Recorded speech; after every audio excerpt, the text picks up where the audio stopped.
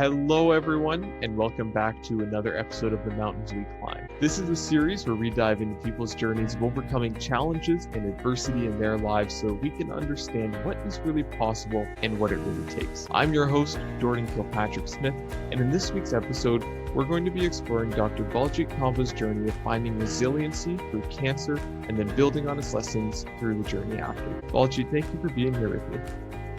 Thanks so much for having me, Jordan. So where does this story of yours start? My story, honestly, it begins, if I was to put a standing point on it, it begins that moment when I was sitting in the doctor's office at the hospital and she told me I had cancer, and she just, she was my surgeon. And so as wonderful as a surgeon, and I had such great care, a wonderful, amazing surgeon. I feel she was a great surgeon, but I feel like sometimes the people side of things when it comes to surgeons may not always be there, because she just sort of dumped the information, told me, in as if it was something, as if she was reading the news, what was going on. And that was pretty big. Yeah. What kind of cancer was this? So it was a triple negative breast cancer. So what that means is that a triple negative breast cancer is meaning that it's not dictated in its growth or its treatment with hormones. So it grows just willy-nilly. It just grows pretty fast and is pretty aggressive. And so it happened, and I had felt that lump. So my story sort of begins at that point. And this was the point. So she tells me that I have cancer, I have breast cancer, and, I'd have to go through all these terrible things and of chemo and surgeries and, fertility preservation and all these sort of stuff. And then she leaves, and I turn to my husband and I let out a curse, like a whole bunch of curses. And then I just started sobbing and crying, because that was the moment that I realized that all the things that was when I was at the peak of my life, where I had, I loved my job, I loved what I was doing. I was finally at that point where I'd kind of gotten all my things that I'd wanted to do from the outside, that I thought, and I was like, this is me at the peak of my life. And I had just turned 40, and then to be hit with that information, to be hit with that news right at that time, really was a major kick in the gut. And so, okay, so you had felt this lump. You're like, I should go get this checked out. You went, got it checked out. You get brought into this doctor's office. She's like, hey, you got cancer. Here's all the stuff that's going to have to happen. Very, very matter of fact. And just when life was really all coming together, so you're 40, being a naturopath, you went through a lot of school, a lot of effort to get to where you were. And then it's like, and bam, here's cancer. Yeah, exactly. So prior to that, so I'm a naturopathic doctor. I was in clinic before, and then I'd moved to California to be teaching, because my life goal was to teach and research as well as being in clinic. So here I was, finally being able to do all that. And then when all this sort of happened, I was back in Canada, and I had to kind of start at the beginning again. I was back at home, my husband and we were with my parents. So we moved into my parents' place, and I started treatments and everything there. And I was happy to be home, because, if I was going to go through this, I'm glad that I was surrounded by friends and family. All the people that I know in my entire life are within Toronto and the GTA. So I'm glad that I had to sort of restructure everything again from the ground up. So from the very beginning, like going back to my parents after doing all these different things in my life, and start all over. And that was a big deal for me. Yeah. So in that, just going back just a little bit, in that moment where you were given the news that you have cancer, what was that like? What was that moment experience like for you?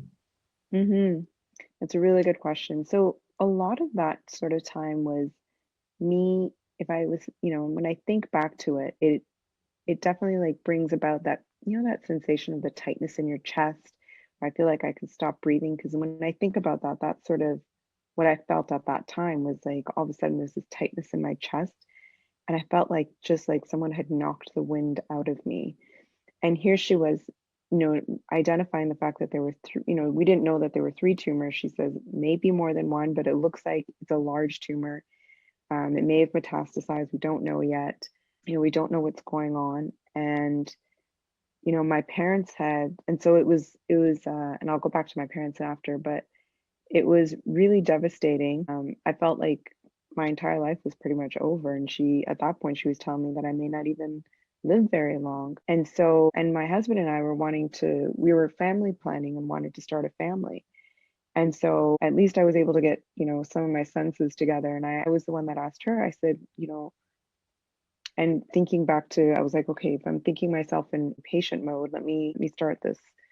So I was like, okay, if this was a patient of mine, I'd want to find out about fertility preservation. So the first thing I did was I said, okay, well, how much, I want to go and see if I can preserve any eggs, because, I know that chemotherapy is going to knock me into menopause or destroy my ovaries or do something. And so she had said, okay, well, she's like, I'll give you 2 weeks. You've got 2 weeks to do whatever fertility preservation you can do. And then, but after that, you have to start chemo because we can't let this go any longer. And we've got to try to get this tumor under control. So that was where I began. So that was sort of a whirlwind. I left her office and the hospital. And interestingly enough, even coming into that office, we came in the waiting room it was my husband's second day of a new job that he had just started. And by this point, prior to that, I was convinced it was a cyst. It was just cyst. It was nothing major. Because it grew so quickly, and I'd always had a cyst sort of in that spot. So I assumed that, I'm 40, it's probably just hormones and getting bigger.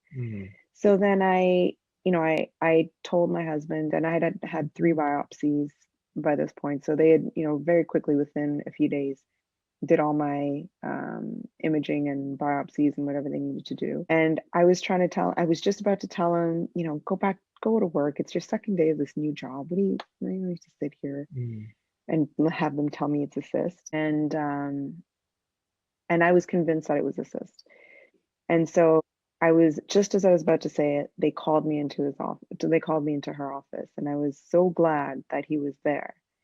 And then even the day before that, the day before we were at the appointment, my husband and I, we went out for dinner, and we just had a great time. We had a bottle of wine and we were just chatting. And I said, tomorrow is going to be a day that we'll remember, because it'll either be the day that we define as this was our cancer scare, or it's a day that's going to really change a lot of things. And I was still under the impression that it was a cancer scare. And that's what I'd convinced myself of. I'm like, it's a cyst. It's something I'm going to worry about.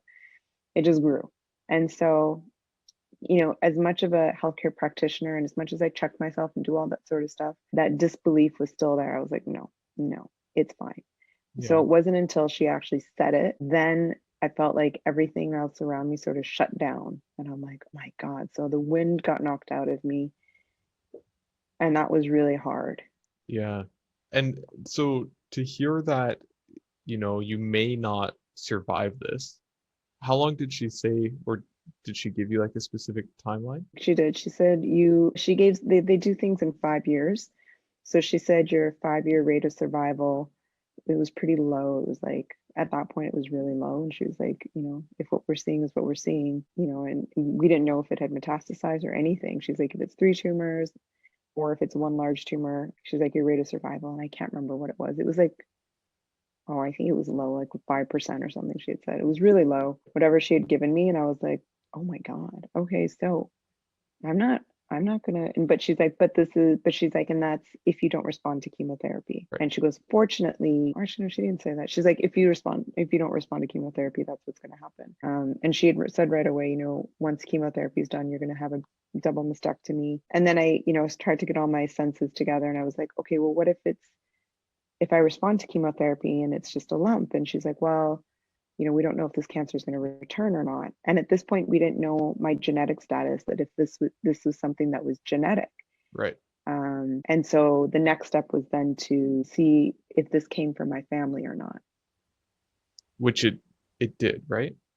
It did. So this cancer was something that came down from the women in my family. So this cancer was interestingly enough, my father's mother, who I've never seen a picture of her, and I never met her because she died as a young woman around the same age as me from breast cancer. And so I apparently look like her and act like her. And I've never met her before, and I've never seen a picture of her, but anyone who knows of her will say that I look just like her. My father obviously tells me that I look like her. And when my father was 14 was when she passed away. Right. And so interestingly enough, so she's had some of her daughters, and I think one of them, and this is all in India, so nothing in Canada. One of them had ovarian cancer, but it was much later in life, like in her, I think 60s or 70s, and she passed away. Then her other daughter, my other aunt, I think she didn't have ovarian, she had a uterine and cervical cancer. So again, not tied to the gene. By the time the genetic testing was done, it was done on my dad, my mom, my brother, and my dad's surviving sister. And it ended up being that it was my dad that had it. Nobody else had it. And so none of my cousins have the gene. Even the one whose mother had, my aunt who's had the uterine cancer, they had tested them and none of them had it either. So I felt like, so this gene was passed on from my dad to me. So I felt like it was a torch that I had to bear. So it was something that I'm going to now take over as something that was going to stop here with me. And if anyone was going to get it, let it be the person who's the healthcare practitioner and looks like her. This is her second chance now Yeah. to say, we're done. We're done with this. This is not defeating us this time. And so you did the fertility preservation treatment. You're back in Canada now. At this point, you've begun chemo. So yeah, so fertility preservation, we tried to do the best we could, but being 40 and I was at the wrong end of my cycle because we only had a small amount of time. We were able, in the end, we were able to save one embryo. So thankfully that frozen embryo is frozen away and we call that embryo Emby. And then that embryo helped me through all of this because we keep imagining the future that we're going to have, and that was my goal. Right. So I started chemotherapy right away. So I think I was diagnosed May, whatever, like 19 or something, and I started chemo. I had my egg retrieval done, I think like June 1st, and then June 2nd I started chemo. And what year was this? 2019. Gotcha. And so I started chemotherapy right away, and I had 8 rounds of chemotherapy every other week. It was 2 different forms of chemotherapy that they did, and they were pretty strong, and it would leave me feeling pretty loopy, a lot of pain, but I still, through it all, I ran every day except for the one day when all my white blood cell count, when everything, like all my counts would go, and I was extremely tired. That was probably the day that I would take it easy, but only one day. Otherwise, I ran every day. I did yoga every day. I meditated. My diet was good, but it was, even exemplified even more. And so I made cancer my new job. My type A personality kicked in and said, listen, I have a binder with everything. And I have all these like motivational things around me that I would get from my cancer angels, they called it. And so I used motivation and tons of like anything that I could do to make sure that this is something that I was going to stop, and I was determined would stop with me, and I would move through, and I would not just conquer, but I would not just move through cancer, but actually thrive and come out better than I ever was before. Yeah. And where did the motivation for that come from? Because I imagine there would be a lot of people who would just totally crumble under this massive news of you have this very aggressive form of cancer, right? So one was that embryo, because I was like, I've got to make sure to be here because I've got this little embryo frozen away and I want to be here to raise a child. And that was a big deal for me. And that was one part. And the other part was I was like, I'm not done yet. I have so much to do. I was like, what do you mean? You know what plans I have for this world? I was like, no way. So it was more of that because I was just determined. I was like, I finally got my life together. I was just married. My husband and I got married the year before. I was like, no way is this where this stops. Yeah. And so that was And honestly, I didn't even think about a lot of that at the time. It was just at that time, it was something that I was just like, I've got to do all these things and I'm going to move through it. I'm going to go. And all I kept thinking about was like, and I'm going to be fine in the end.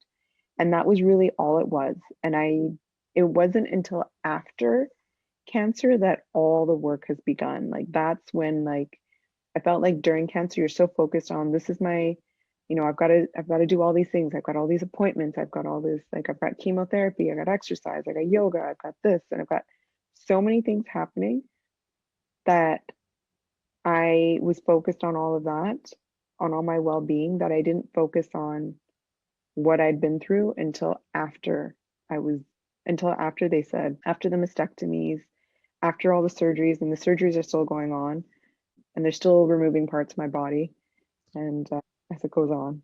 Yeah, so you had the double mastectomy and they're still doing surgeries? And so they did a double mastectomy with immediate reconstruction. So they put silicone implants into my breasts.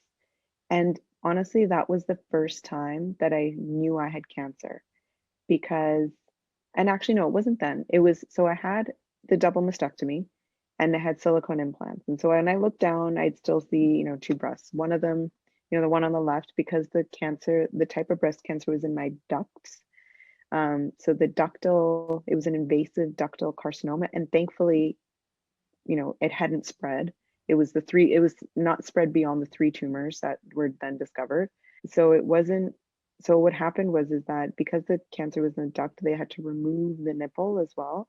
So when I looked down at my breast, yes, I saw, one breast and one was looking a little funky because it didn't have a nipple. But then what happened was that left side, the white side with the cancer, it started to get infected and then it got repeatedly infected. So it rejected the silicone implant. And so as much as I kept trying to hold on to, I was fighting with, that was when I actually fought, and I was fighting with everything in me to keep that implant because, and I didn't realize until after, but I was fighting because I needed this to succeed. I needed everything I'd been doing. Thankfully, I'd done really well. By the time they did surgery and did biopsies, they noticed there was no more tumors left. It was just scar tissue. I had done so well. I needed this to keep doing well. So otherwise, I don't know what was going to happen. And so when it did end up failing, and I was in and out of the hospital so many times, and then he did an emergency surgery. We had to take out the implant, and I was left awake. He's like, this has got to come out now. Otherwise, you run the risk of sepsis or you're having an infection through your whole body. And that was really serious. And so he's like, it's already cellulitis, your skin's degraded. It's, I realized what I was fighting, I was holding on for.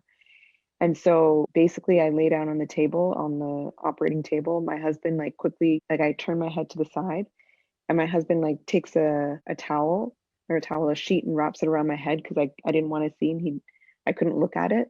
I didn't want to see what he was about to do. And then the surgeon just sort of froze whatever he could freeze as quickly as he could, and he cut the area, took out the implant, and all I could feel was this big suction, and it just sort of, I could hear it, and then my whole chest sort of went up, and I just felt like the last tendrils of my femininity sort of leaving as he took out sort of ripped out that implant. And then after, there were still infections going on for another 2 months, but I couldn't look down at my chest because if I looked down, or I couldn't look at it whole, it was all bandaged up. But Right. if I looked down, then I'd know I had cancer because there's nothing there. Right. And so, and that was hard for me because I felt like I was I can't, even though I was at the end of the day, it's two pieces of flesh. It's not like a vital organ, but it was so closely tied to me as a woman, as a person, as, a potential mother, as so many different, for my sensuality, so many different things were tied to my breast that, first I've lost sensation in them. Now I've lost them altogether. So, I lost, so when he did that, when they removed that other side, then that was it, then that was gone. And so he was like, well, now we need to let the infections rest and eventually we'll do another surgery and figure it out. Then, so that was a pretty big deal. Yeah. So okay, so at the same time as the mastectomy, they then put the implants in. It was called an immediate. It was a mastectomy with immediate reconstruction. Gotcha. And then the left side got pretty infected there, to the point where Hmm you had gone in to see the doctor. The doctor's like, I don't care what you have going on right now, get on this table. We're taking this out. And so you get this left implant removed, and as you look down, it was like, okay, this I have cancer. Yeah, and so yeah, absolutely, that was the path that I was going down and how I was feeling. Yeah. And how long did that last for? That feeling of I've lost my femininity, I've lost this large part of who I am and how I identify myself. Honestly, it still goes on. Like I can't say that feeling has completely gone away because it's not just that that happened. Here I was, I was ushered into, sorry, I was, Snoop is, my dog's name is Snoop and he loves to give opinions. And so, here I was forced into menopause earlier than I wanted to. So now I was getting all the effects of menopause, hot flashes, Right. right? So now I'm having hot flashes. I'm having other, unpleasant symptoms of being in menopause, which are having what's called vaginal atrophy, whereas, the vaginal space becomes very dry and painful. And so there's that aspect to it as well. Then there was another part where I ended up like my I started to gain weight where I never expected that before. And so weight gain became a part. And so like all these things that I never really anticipated. And so when I look at myself and I look at myself in the mirror, my face is so different from what it used to be. And I feel like, other people look at me and they're like, well, you look exactly the same. I'm like, I don't know. When I look at myself, I look different. It's not the same face. It's, and I'm sure part of it has to do, and even my hair is different. It's this super curly hair that I can't seem to control anymore. It didn't used to be curly? It was curly, but not this curly. Right. Right. Yeah, so there was a lot of different parts that started to come in and really change the way I viewed myself. And so then in addition to that, like my femininity was tied to, no more menstruation, as well as arousal as well, being a woman, right? I don't Hmm. have that same sense of arousal that I once used to have.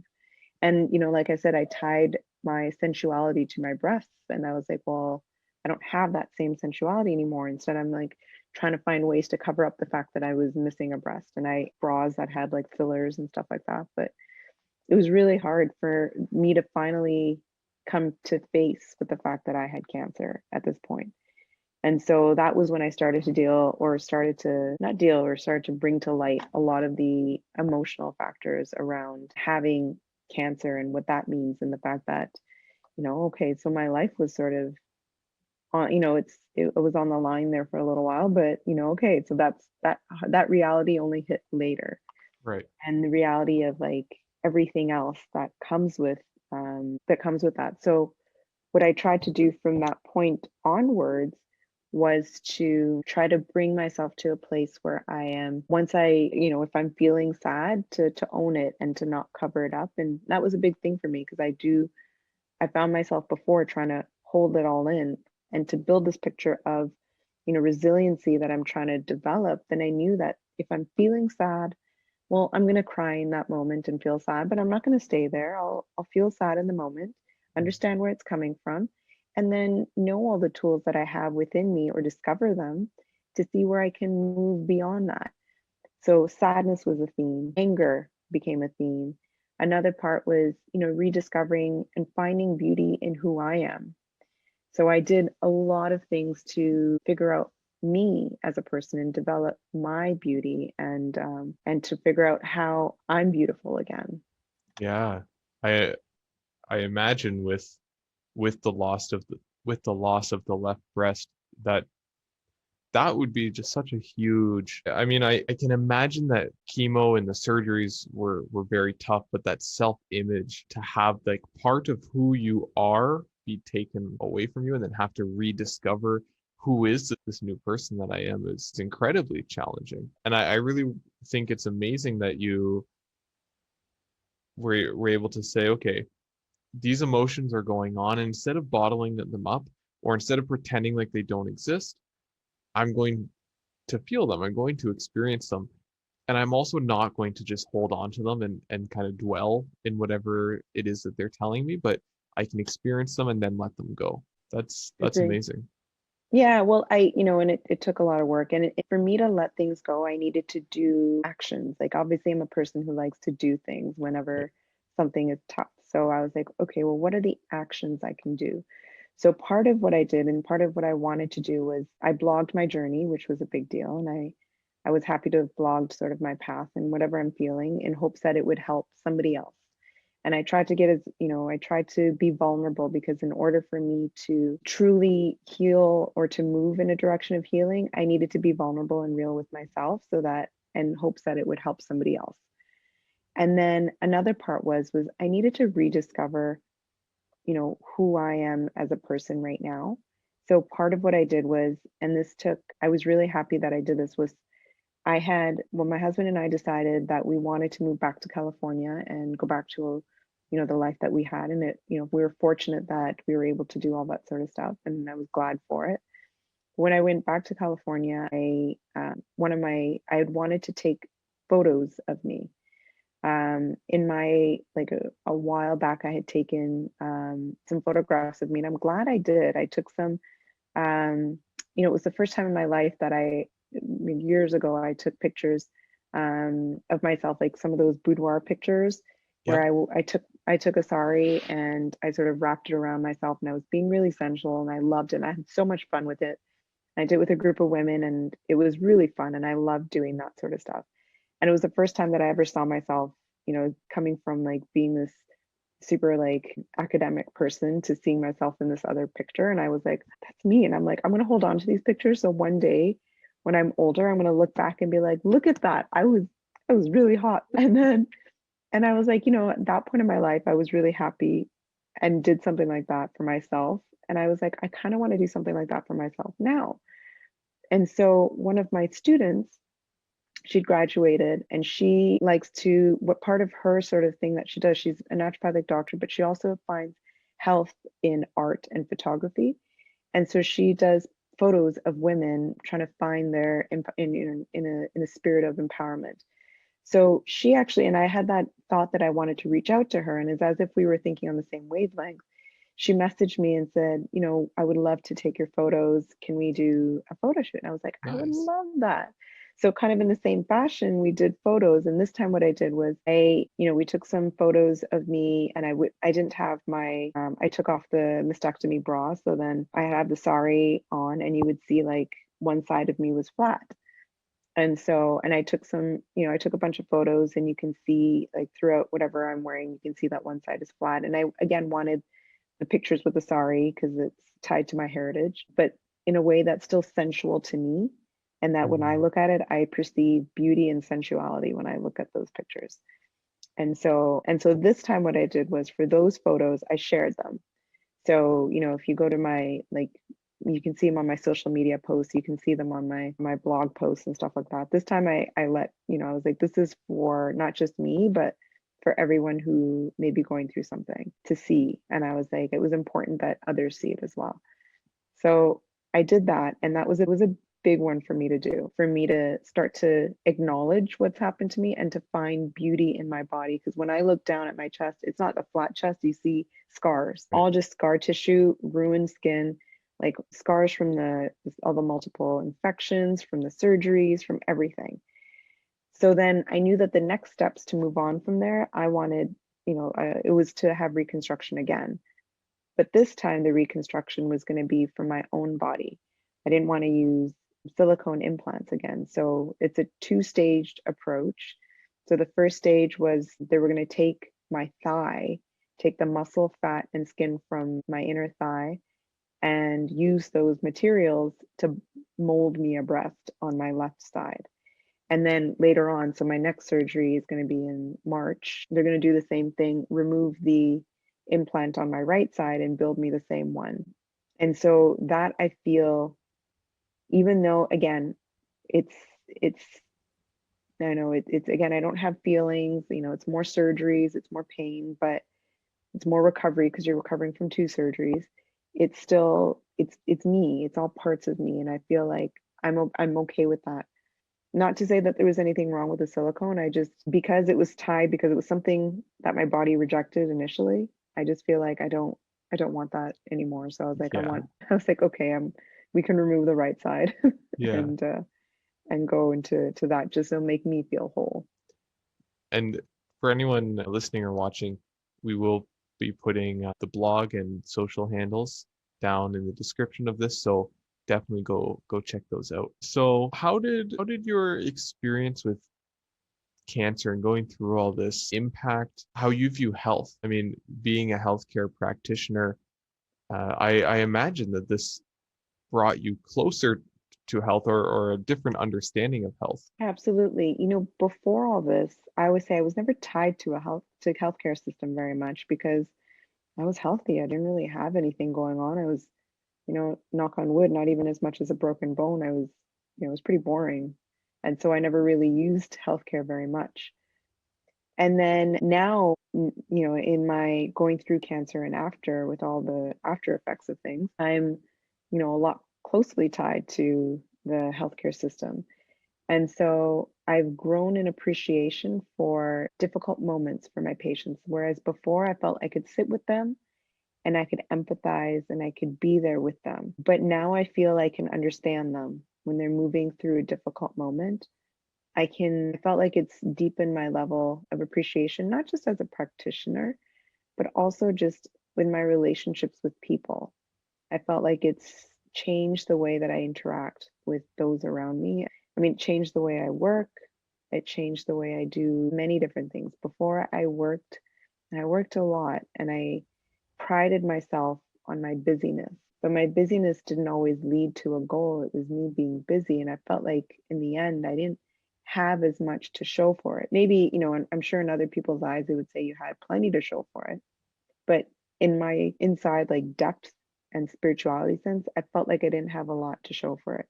Whereas now, yes, I'm just probably as busy as I was before, but I do a few things differently. I feel like whatever I'm doing now, it's me directing it. It's me deciding what I want to do rather than the work directing me. And so that's become one thing. The other part is that, I feel that the whatever it is I do has depth and meaning for me.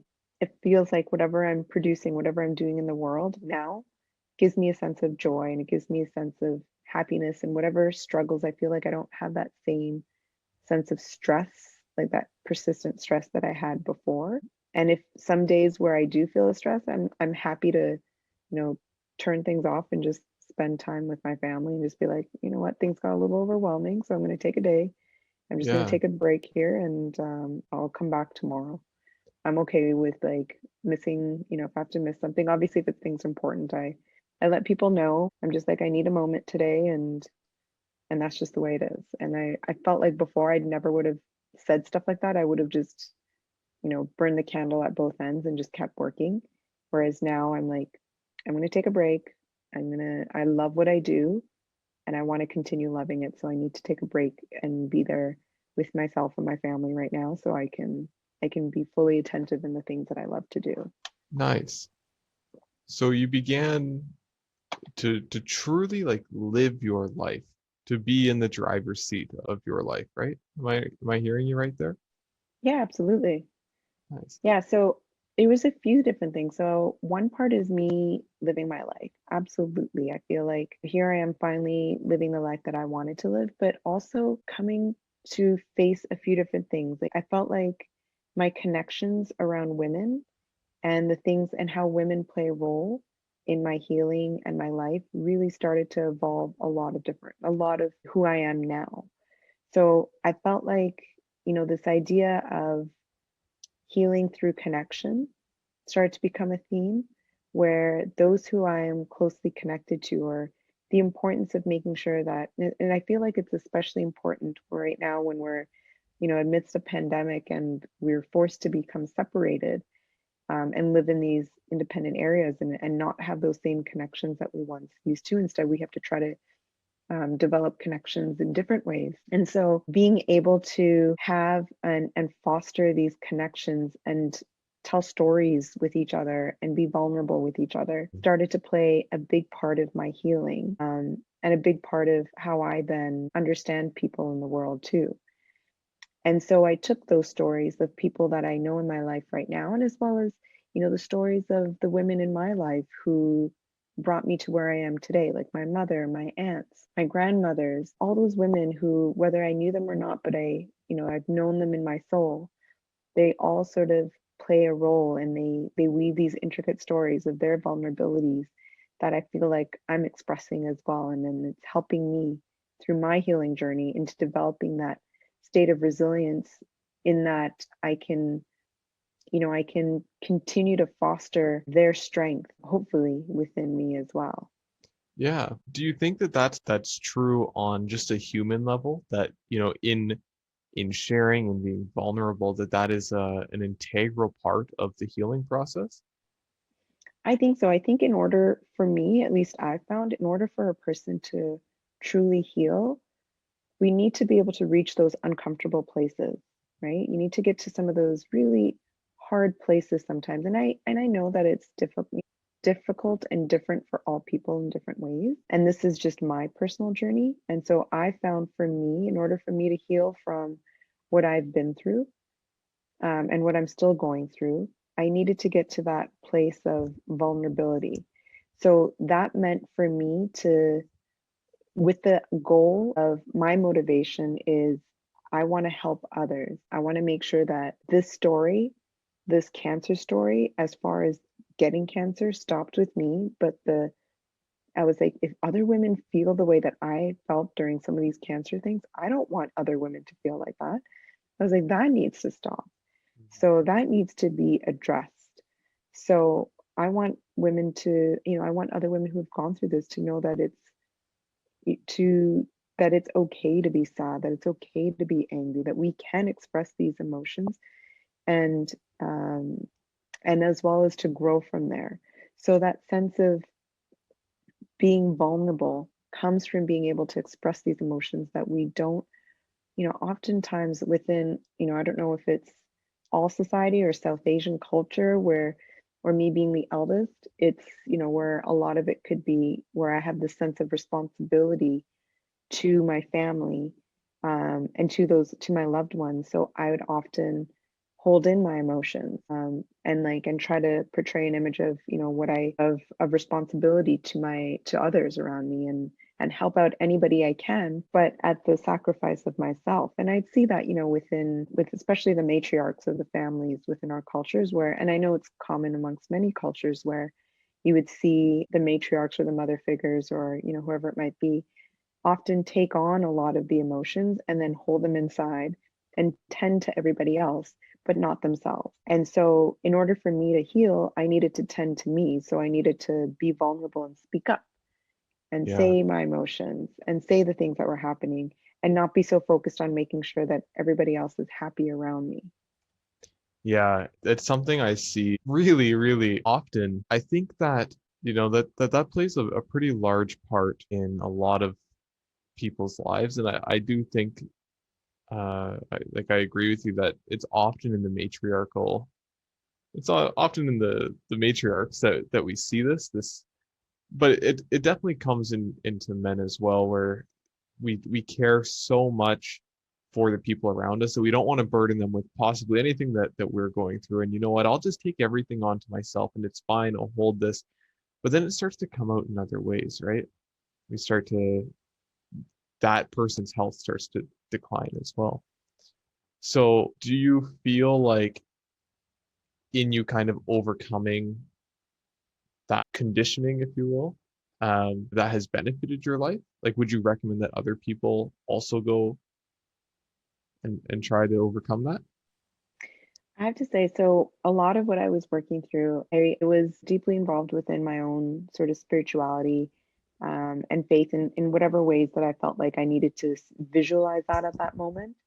And so, and a lot of it, could be reading anything. And one of the things that I was reading a lot about is, and I learned, so Gabor Mate, he's a wonderful physician, and I'd, been reading his book since I was a student, and was really highly encouraged by a lot of his work. And he's got great work on them on books like When the Body Says No. And then a lot of it sort of talks to that aspect of that personality that ends up with breast cancer, and the people pleasing and all that sort of stuff that I was doing. So when it comes to healing, I think vulnerability is a key component of healing, whatever that looks like for anyone. And so, I encourage people to move towards that. Now, I didn't do it alone. I had a cancer coach before. I still have a cancer coach. I do art therapy, created a vision board yesterday. Like I don't move through these things alone. I'm constantly on the phone with like my aunts and my cousins and all these like important women in my family, my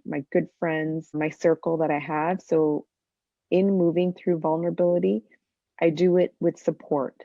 I do it so I have it very interwoven. So I felt like I'm almost cradled and moving through my I feel safe in my vulnerability with these women. Like I felt like perhaps I didn't feel safe before to express my vulnerability, but now, I've built up whatever it is that I needed to create a space where I feel that I can express my vulnerability. And that's why I say it's different for everyone, because the space that a person needs to create to be able to express their vulnerability may look different. And so this is what I needed to do. I needed to blog, I needed to write, I needed to talk to people, I needed to have women around me and support me, because I felt that so much of this was tied to the female, of what I perceive females and sensuality and all that whole picture. So because everything was so much tied to that identity, that was who I would reach out to and identify with. And other people they could be males as well, but people who I value from that same structure of like being able to hold me in that web while I sort of express my vulnerability and in an unbiased, unjudged manner. Amazing. And how has all of this impacted your practice? I have to say I've definitely changed the way I practice before. So even this was a change that I had made even before moving to California back in 2017, was that before I was a busy practitioner because I was solely in practice. And so I saw many patients, and I was really happy that I did. And I loved seeing a lot of patients because I loved doing all the work that I did. And for me, it was, I get to help I got to make someone happy and help them through their issues. And I was like, oh, that's amazing. And I love the connection, and I love being able to get to know people. So I kept doing it more and more and more. And then when I left to become a full-time professor and researcher, then, clinic sort of is now just supervising it, which is still great. I supervise clinic now, where the students see the patients and I'm there where they report to me, and I see the patients in that way, but it's not the same manner as I used to. But then what I ended up doing was after, while going through the cancer journey, I started seeing patients again, my own patients, private patients. And so what I do now is I take on patients who are wanting to move through, like patients who I take a small select group of patients, and those patients who are motivated for change. So if they're, and whatever it might be, some people know me because I work through mental wellness. And so they want to focus on mental wellness and see how I can work with them on that aspect. And I help them with that. Some people want to see me because they know I've been through a cancer journey and want me to talk about their cancer or something that they're going through. So I work on them through that. But the whole idea is that, now I only see a small select group of patients, and my practice is mostly, now with the pandemic, it's 100% online. And so with being online, it ends up the connection that we form, and that same way where I'm trying to instill that sense of support and being able to be vulnerable through this online media instead. And I like that role. And so now I end up having a closer connection to my patients, because they have a few ways they can reach out to me instead of just waiting for their next appointment. Now, we develop connections. They're able to connect with me outside of their appointment. They sort of have me helping them closely through their health goal or health journey before we feel like they're in a place where they've kind of steadied themselves, and then they sort of graduate on. Yeah, very cool. Um, what would you say the biggest lesson is that you learned throughout this whole journey that you've been on? I have to say that, there's a few key themes that came from a lot of this. One is the power of determination. I really knew that I was, I had my ideals for what I wanted to do. I knew I was going to survive, but this was something that was beyond that. It was something that I was determined that, like I said, that this cancer, which came from the women in my family, and I was determined that this was going to end with me. I learned that there was this ancestral role. There's this story that came from my ancestors, and particularly my women ancestors of this story. Interestingly, very interestingly, there's this, I don't want to call it, there's this story within the women from my family, from my dad's side, is that, it's said that, oh, the women in this family tend to pass away. And there's, whether, this is in the villages, this is what's Right. told is, the women of that family seem to pass away, whether it was from whatever it might be. Obviously in the villages, they call it a curse. Right. So I feel like whatever that tie is, that ancestral maybe trauma or whatever it is, that story, I felt like I've stopped it. I felt like it now came here and I was like, well, that's enough of that. And so because that story is tied to then oppression, it's tied to, so many different themes that aren't growing and are not allowing the women to kind of thrive. So I was happy, I was determined that that story ended. And so I'm happy to have proved that story, to have ended that story, and I'm happy for that. So now, and I have to say, cancer became something that I thanked, because it's something that changed my perspective in life. And whereas now, like, I had this image of what I wanted in my life and this story of what I'd built up. I was going to have this family, we were going to live here, we are going to do that. And now here I'm sitting here, at 42 years old, my frozen embryo in Toronto, not knowing, what's going to happen, and Yeah. not knowing if that image of what I expected as a family is going to come true. And, the story of how my body was going to be and how my life was going to be. Like I say, everything changed about me. Like when I listen to my voice even sounds different from what it used to be. And so many parts of me have changed that that I'm now learning to, and I'm still, it's a learning process. Every day I look at myself, I'm like, yeah, love and kindness, lady, love and kindness. Yeah. And so every day I've been learning about developing that state of love and kindness and thriving within there. And then the last big piece that I really learned is around boundaries. I have to say that, and that's something that I'm still developing. Like with Gabor Mate, he talks about it as well, about this idea of, when boundaries are, when there are no boundaries, or when my boundaries are sort of all, flexible, then anybody can penetrate through. Hmm. And if I don't stand for anything, then, what am I won't have that sense of, of being able to withstand well, being able to hold up what I can stand for. So I felt like I was so focused on people pleasing and feeling the emotions of others that I never really checked in with myself. So now I've sort of, through the cancer journey, as close as everyone got to me, I realized it was also my fault. I had also, as much as I was focused on people pleasing, that boundary was sort of open, but the boundary of letting people into me was closed. And so that part, but that really small part of me that I hid way deep down, of letting people to get to know me, I nixed that because I didn't know me. So how am I supposed to let the people get in and know me? Yeah. I think that that is huge. Like that is so it's huge. And I think there's all going to be a lot of people who are listening to this who are like, that's me. So how do you go about setting that boundary? Or yeah, how do you go? Again, like I can speak to me. This is me moving through my life. And so vulnerability plays a big role for me. So me being like, okay, I've got to realize that I'm holding back a piece of myself from this interaction. And so it begins for me with the small things. My dog is really good, as loud as he is, he's also really good of an emotional indicator. He reflects the emotions that I feel. And so, if my dog's feeling anxious, I'll check in with myself. I'm like, what am I doing? What am I doing right now that's like anxiety provoking, in my dog or in myself? Because then he's feeling my emotions and reacting Mhm. based on them.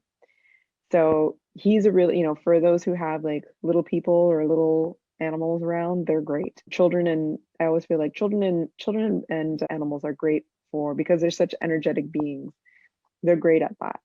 But outside of that, I'd have to say, like, for me, a lot of it has become with those people who I trust and those people who I love, to be vulnerable with them and say, hey, I'm not having a great day, or to say what I need. I'm like, I'm not having a great day. Can I just talk about it? And then I feel better after. And, I was like, I don't need positive anything after. Like, I don't need someone to be like, just think positively, because that's the worst thing you can say to someone when they're feeling down. Instead, reflect on what I'm feeling.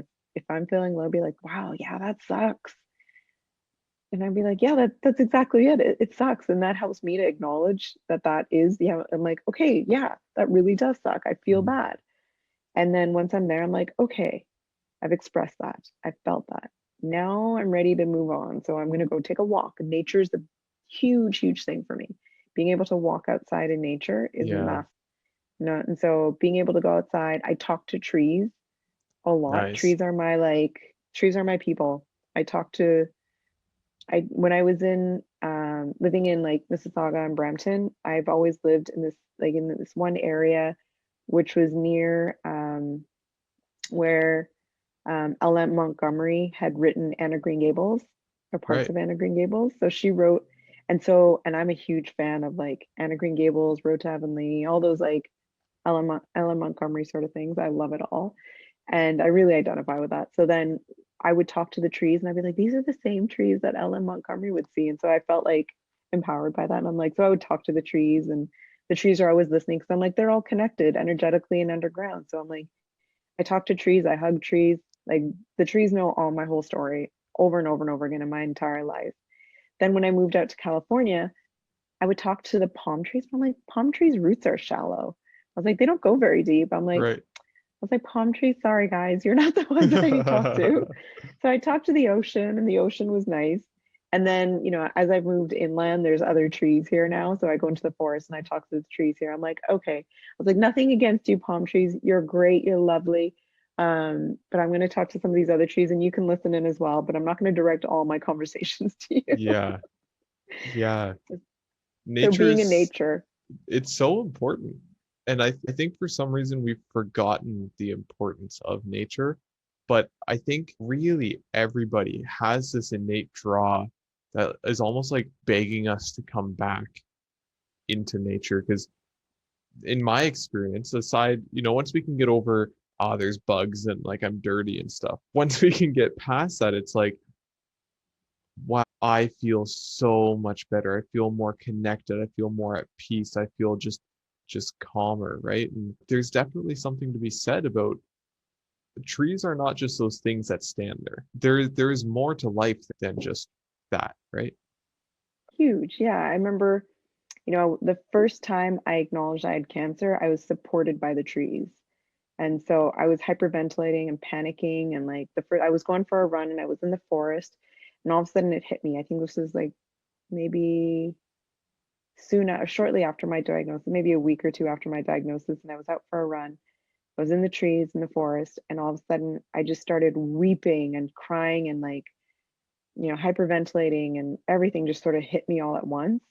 And then I just like, my hand went out and it was a tree that was there, and I just sort of held on, and I felt like, I was like, okay, the tree, the energy from this tree. And I looked up and I saw the green, and I looked at the ground and I could see like my feet were sort of within the ground. I was like, okay, I'm connected to everything here. I'm not alone. I can go through this. I can move through this. And all the difficult moments of my life, I've always sort of looked to the trees for guidance, and for just to be able to just to feel like, whenever I need to feel loved, I felt like nature is the place I go. I mean, and there's a reason why, doctors in Scotland prescribe going out to nature as therapy. It totally is. It totally is.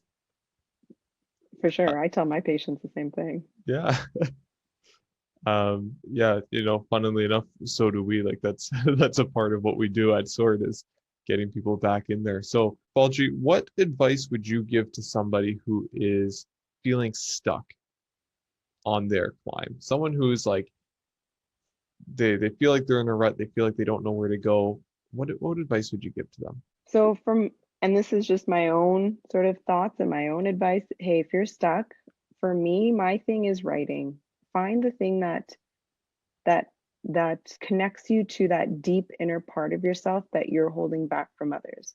For me, it's writing. For somebody else, it might be going for a walk or playing the piano or something that involves creation, maybe painting or whatever it might be. It's about connecting to, for me at least, it's about connecting to that inner part. And so writing does it for me. When I'm really honest with myself, I can pull up a blank screen on my computer or take out a piece of paper, and after a few deep breaths, when I'm just to myself, I can put pen to paper or have my fingers over the keyboard, and without any other thought, just start moving my fingers or start moving my hand, and words form. And the Right. next thing I know, things start spilling and things start coming out. That's me, and that's how I sort of move when I'm stuck. And then whatever I'm stuck about will appear on the screen or appear on my paper, and it'll help me to, guide me to what direction I need to take next. Nice. Fantastic. And so my next question is for our listeners, and it's after listening to this conversation, what are you going to do with this? What would become possible in your life if you started to apply these lessons and you really started to take action today with what you've learned?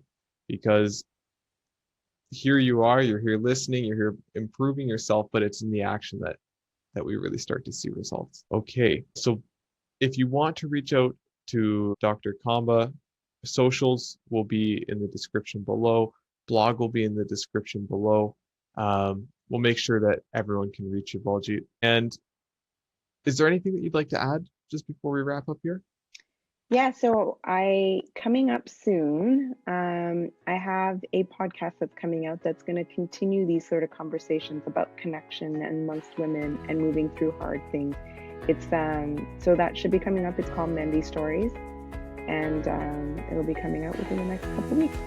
Fantastic. And as soon as that's up, that will also be linked in the description. So if you're watching this a couple weeks from now, then check the description and it'll be there. Thank you very, very much. If you found this podcast beneficial, please consider subscribing and rating and sharing this episode with someone you know so that they can benefit from it too. The more that we can share, the more that everyone can heal and improve their lives. This podcast is brought to you by Sword Academy, where you can make the best you possible.